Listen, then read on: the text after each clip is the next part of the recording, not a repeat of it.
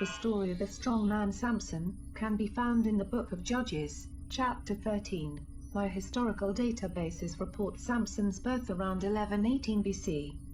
Beware, Professor Wayback, this period of history could be very dangerous. At this time, the Philistines were attacking Israel and could be very brutal. It might be wise to use your invisibility cloaking device so they can't see you. Yes, I know you will do everything you can to get me back to the current year. Are all the circuits working properly? The Bible transporter has finished its testing sequence and is now ready for transport mode to commence. Are you ready, Professor Wayback?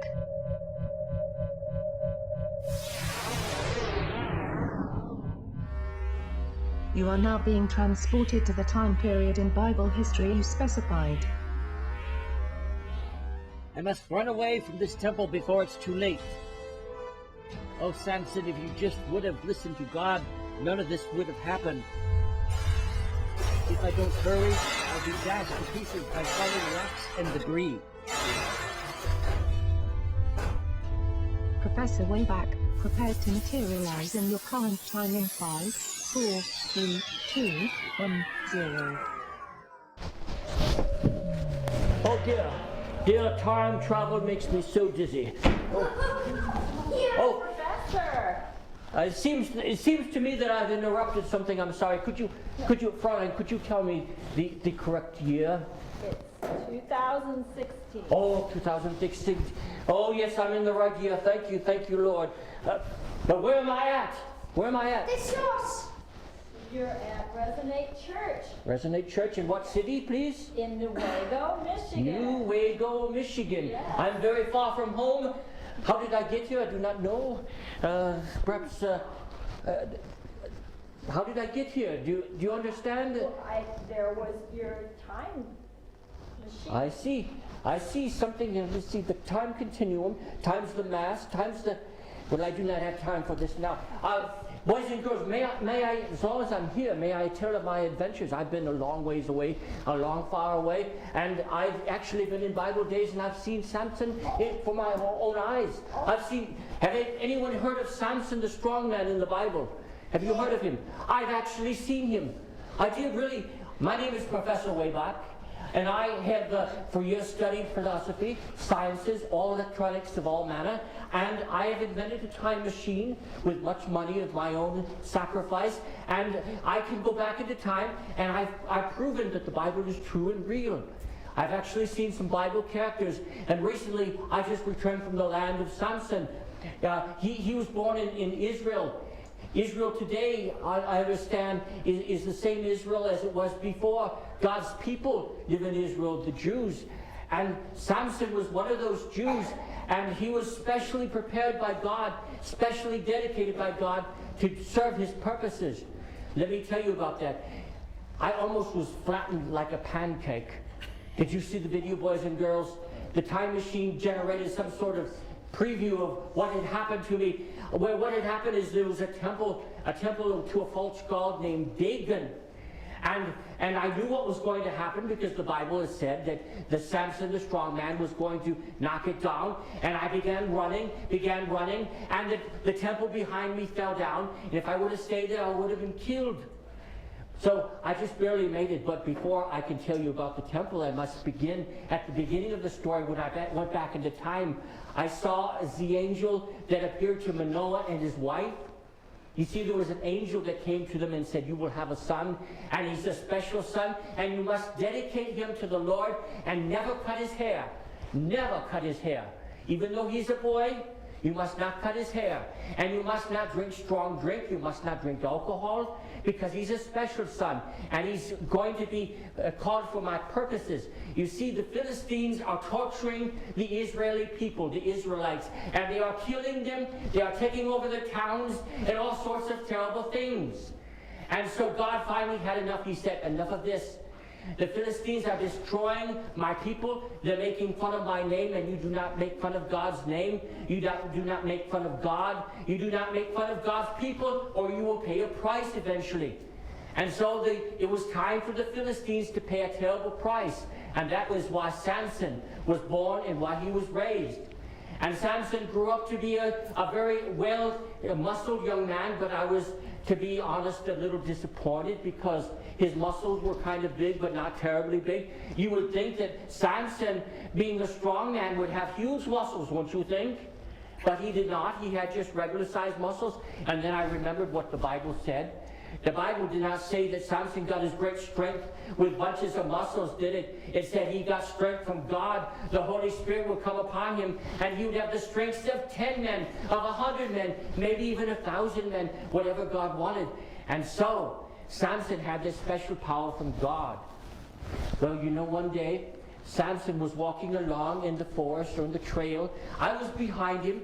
Fortunately, I had my invisibility cloak because I did not want Samson to see me. He would break me like a twig. He would break my neck like a twig. You know, I had to be very careful.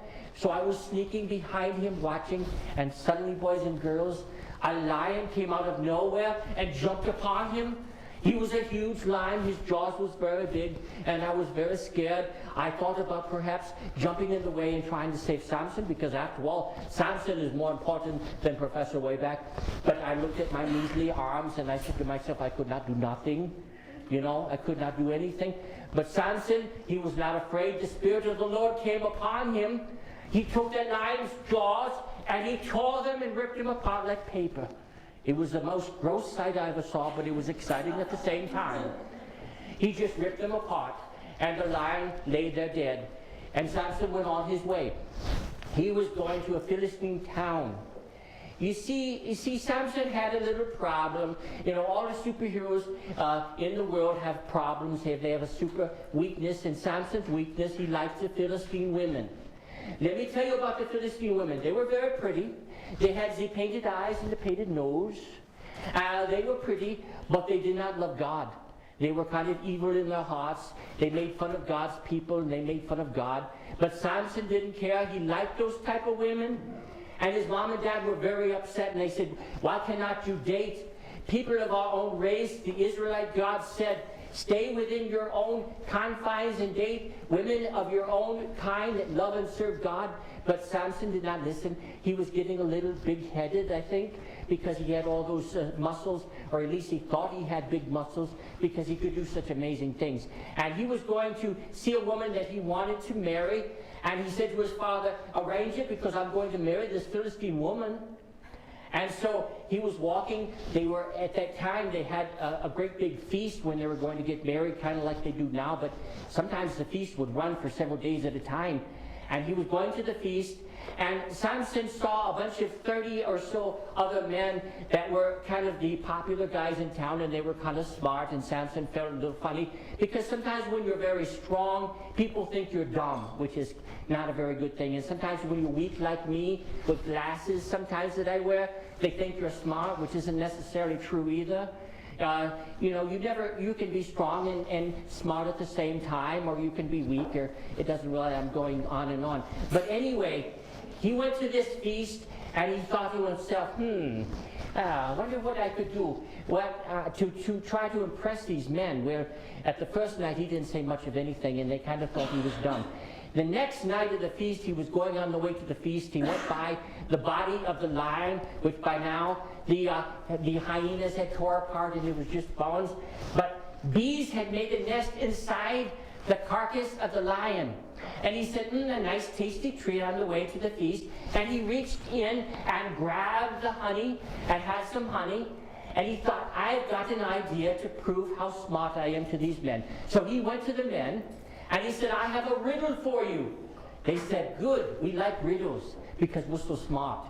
Well, he said, this is my riddle. He said, out of the eater comes forth meat.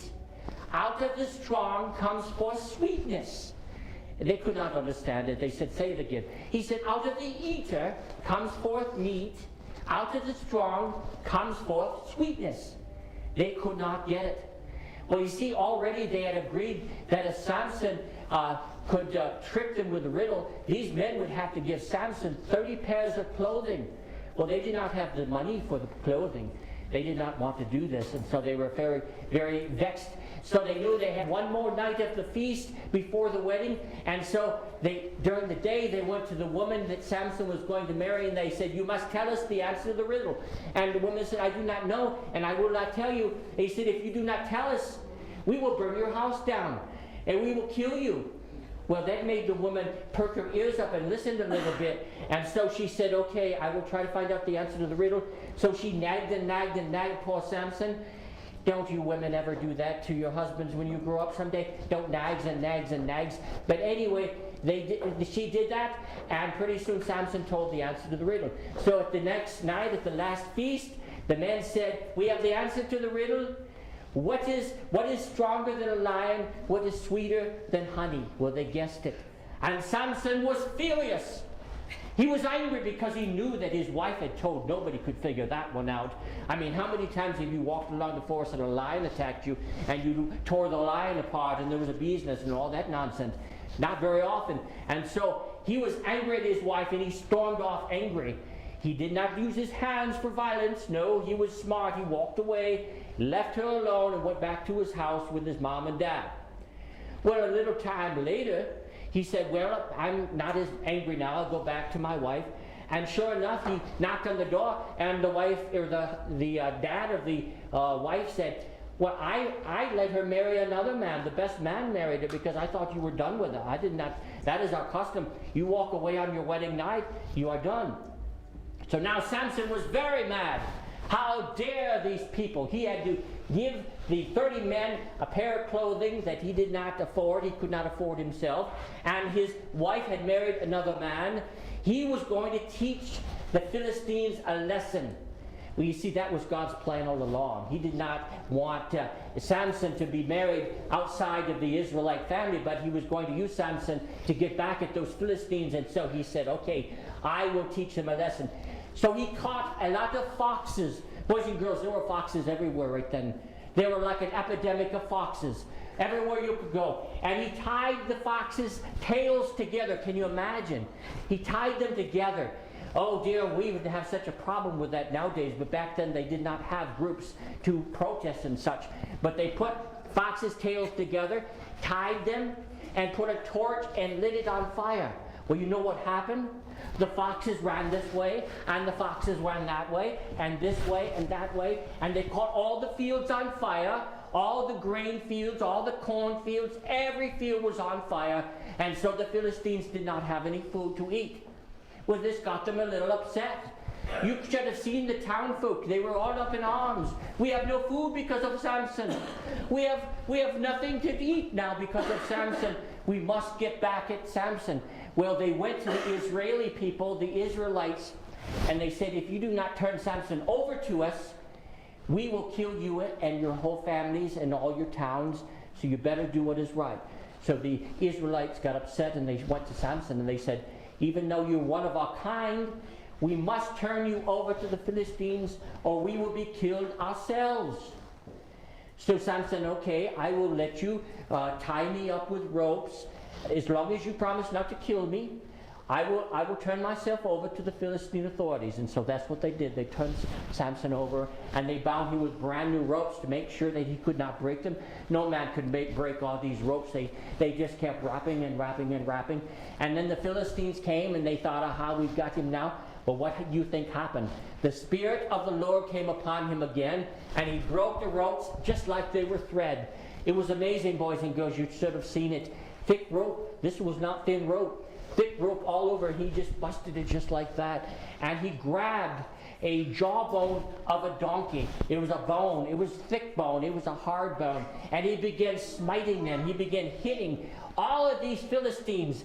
And they were dead. Many of them died. He killed over 1,000 Philistines that day. One man.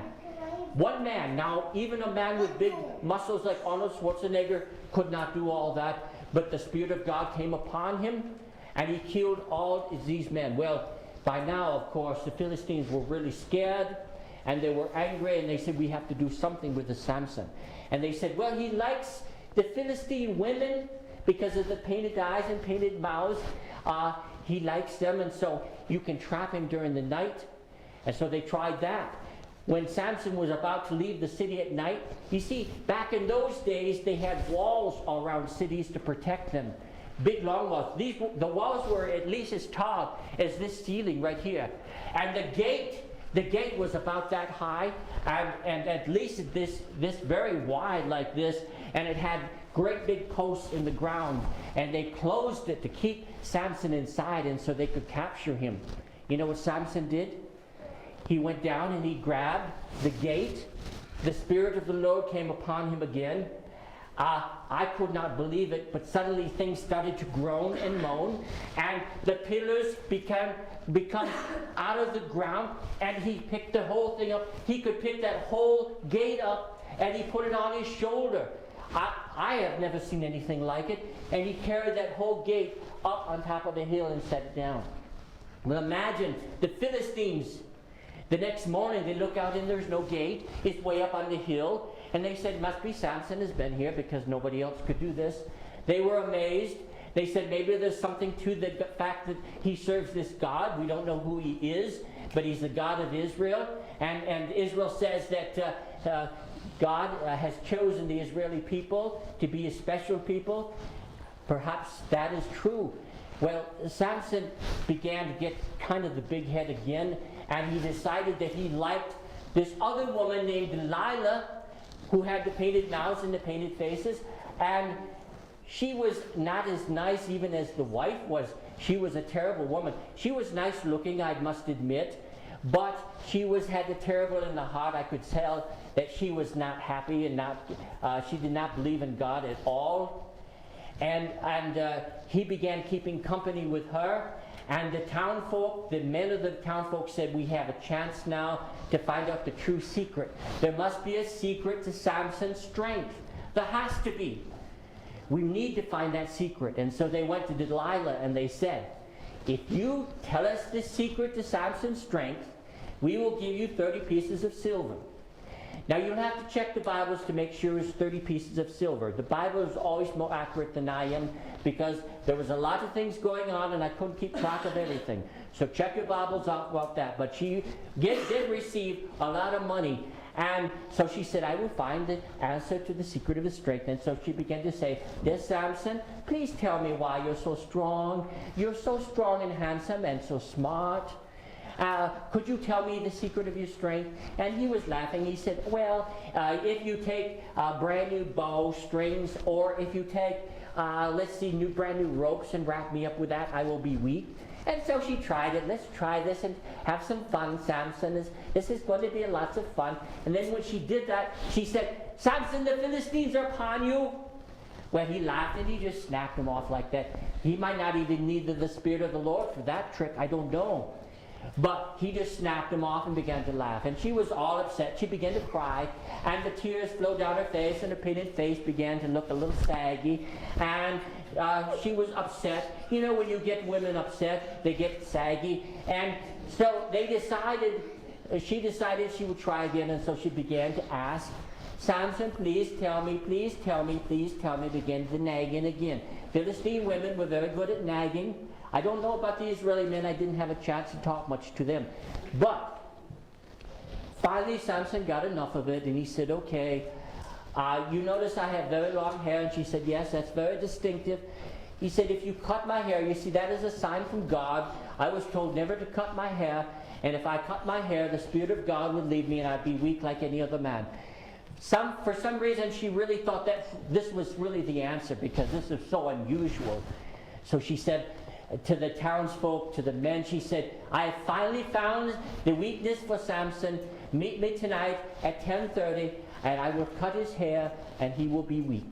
When 10:30 came around, Samson was very sleepy and he laid down and she shaved off all his wonderful hair. A wicked, wicked woman she was. And suddenly Samson got up and she said, the Philistines are upon you. And he expected the Spirit of God that came upon him.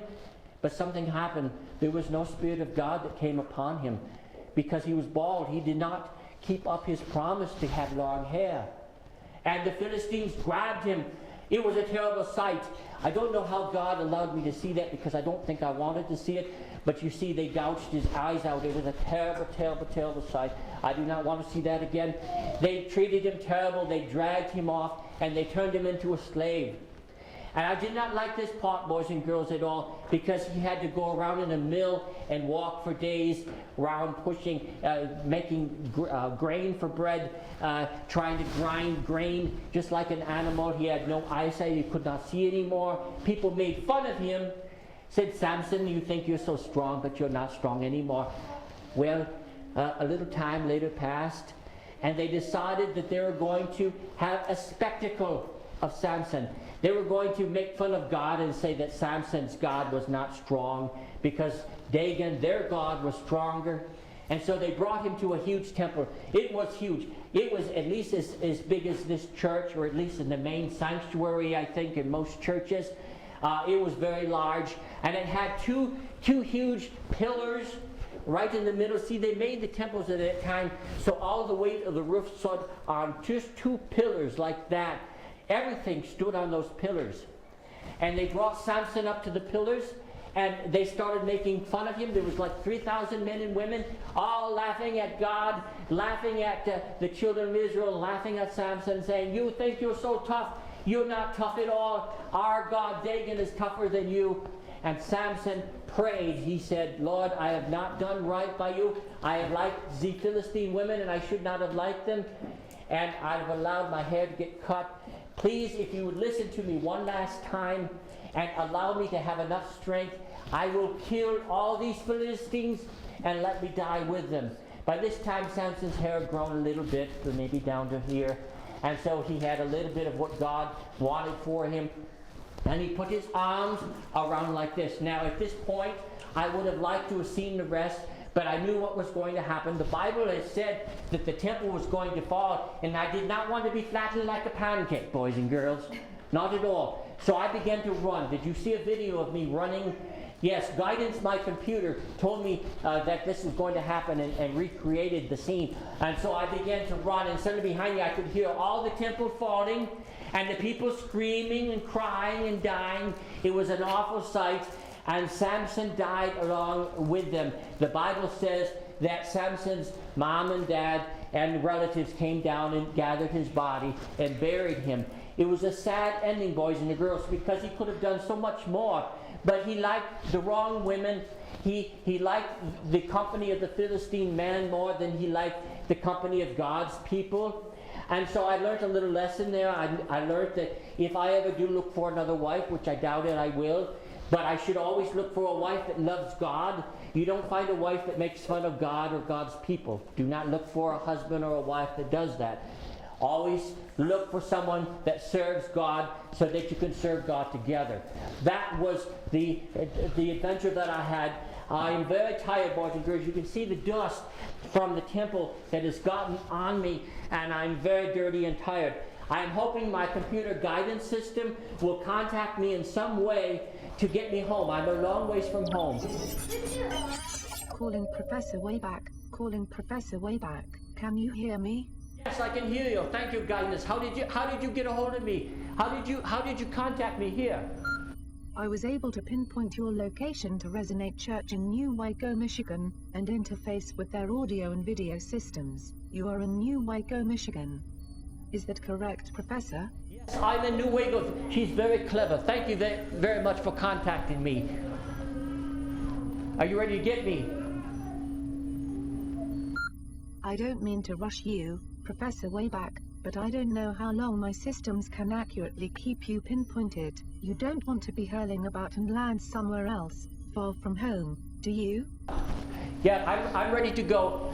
Boys and girls, thank you for having me here today. I'm ready to go. I think I am going to dematerialize soon. So I better go back in the exact same place where I was going, because am I ready? Okay then, Professor, say your goodbyes quickly. Be prepared to dematerialize in 5, 4, 3, 2. Bye-bye, boys and girls. Initiating sequence now.